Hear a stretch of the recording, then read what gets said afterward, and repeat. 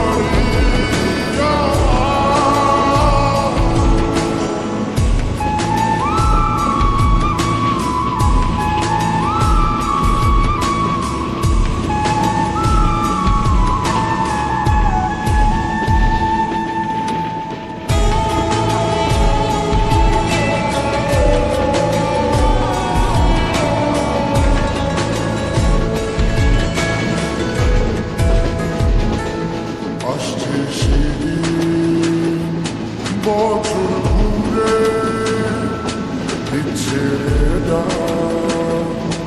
আপন সুরে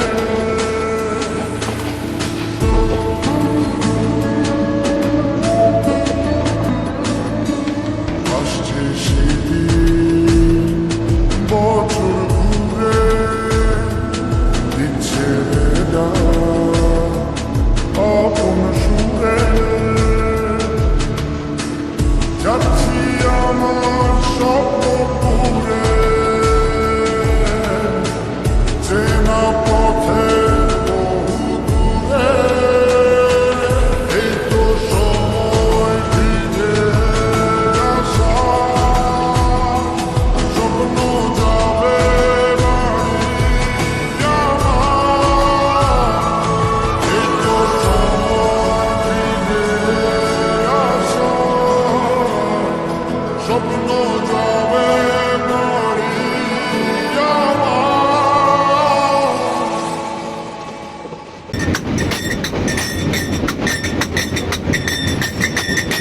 দেহর মাঝি ঝড় মচর গলে পড়তে যাবে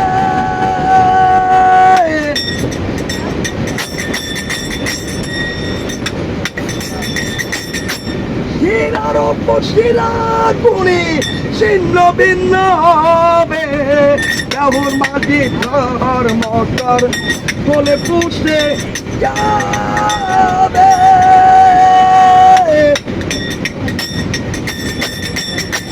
শিরার ওপর শিরা গুণি ছিন্ন ভিন্ন হবে মন্ডবী রূপদণ্ড স্বামী আমি খণ্ড খণ্ড মন্ডবী রূপকান্দা সবই আমি খন্ড খন্ড বইরা যাবে মাটির উপর এই মোহন আমার কেন বান্ধব লালন ঘর এ মোহন আমার কেন বান্ধব লালন ঘর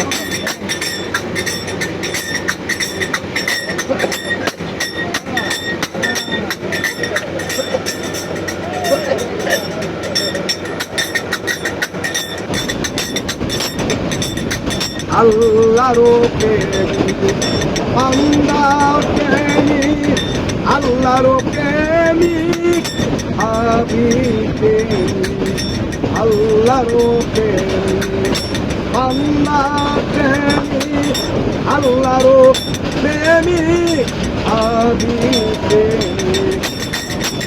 এই বেলাটা মন মজাছে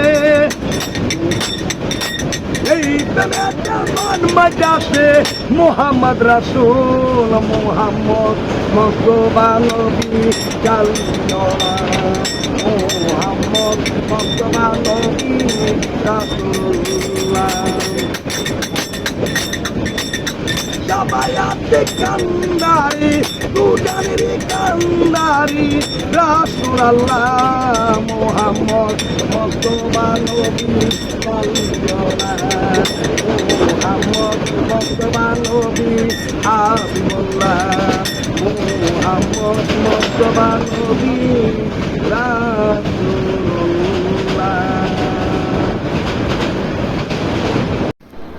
তো আজকের ব্লগটি এই পর্যন্তই। আই হোপ আপনারা ব্লগটি এনজয় করেছেন। তো পরবর্তীতে এরকম ব্লগ পেতে আমাদের চ্যানেলের পাশেই থাকুন। তো আজকে আমি যাচ্ছি। আসসালামু আলাইকুম।